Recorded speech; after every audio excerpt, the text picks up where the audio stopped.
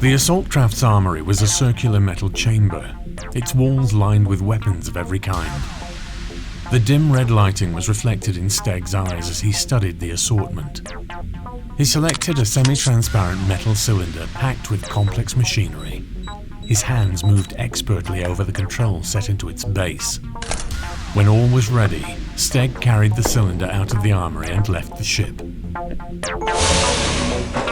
He stepped out of the airlock and found himself facing Lisa and Kurt. They were covering the Sontaran sentry with their blasters, as he was covering them. The sentry glanced at Steg, who was apparently unarmed. "Commander, kill them!" roared Steg. The Sontaran's first shot missed. Kurt blasted him down before he could fire a second. Without even a glance for the dead sentry, the final casualty of his defeated assault force, Steg backed away towards the airlock door. "I shall leave now. You and the Rutan have defeated me between you. I leave you to each other." Kurt stepped forward, blaster raised. "Ask me now if I want to kill you." Steg raised his hands. "Would you kill someone who is quite unarmed?" "You did," said Lisa. "I am a Sontaran. Humans have different standards." "Don't count on it," said Kurt grimly. He aimed his blaster, but he hesitated all the same. It was just that hesitation that Steg had been counting on. "Surely you will allow a defeated enemy to depart in peace." Even as he spoke, Steg's hand flashed to the mini-blaster concealed at the back of his belt. He fired, and this time Kurt didn't dodge quite quickly enough. The blast took him across the top of the shoulder, smashing him to the ground. Before Steg could fire again, Lisa shot him down. He staggered back, slammed into the wall beside the airlock door, and slid slowly to the ground. He raised his head, looking up at Lisa. "I was wrong," he said feebly. "It was you I should have killed."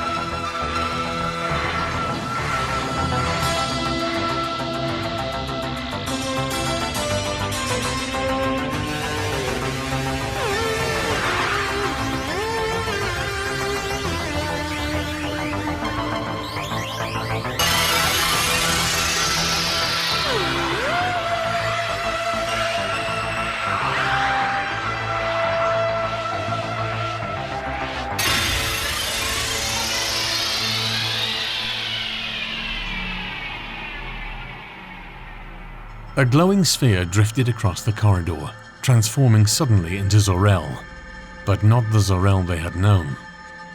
Her body glowed with power, and she looked taller, statelier, more beautiful than ever before. When she spoke, her voice had a remote alien quality. "Is he dead?" "They're all dead," said Lisa bitterly. "All the Sontarans and most of my crew. I take it Mari and the real Zor-El are dead as well." "Death is inevitable in war," said the Rutan in Zor-El's form. "Do not attempt to harm us unless you too wish to die." There was a crackle of energy, and a tentacle of light sent the blaster in Lisa's hand spinning across the corridor. Lisa rubbed her tingling hand. "I shouldn't dream of it." "We could kill you now with ease, but we share a common enemy," said the Rutan. "We shall spare you. We go now in our enemy's ship, with the secret that will save our people, and in our natural form." The Zor-El shape blurred and vanished, and a glowing sphere of light, trailing fiery tentacles, hovered before her. It floated away down the airlock. Suddenly, Lisa heard a faint voice. "Destructor bomb. Airlock tunnel." It was Steg.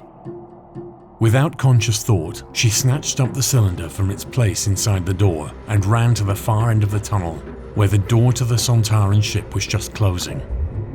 She thrust the cylinder through the gap and ran back down the tunnel. The door at the far end was closing too. A massive 3-digited hand curled round the edge of the door, holding it back for a few vital seconds. Lisa squeezed herself through the gap. Steg released his grip, and the door closed. On the other side, Steg looked up at the closed door, eyes blazing with triumph. I win, Rutan. I win.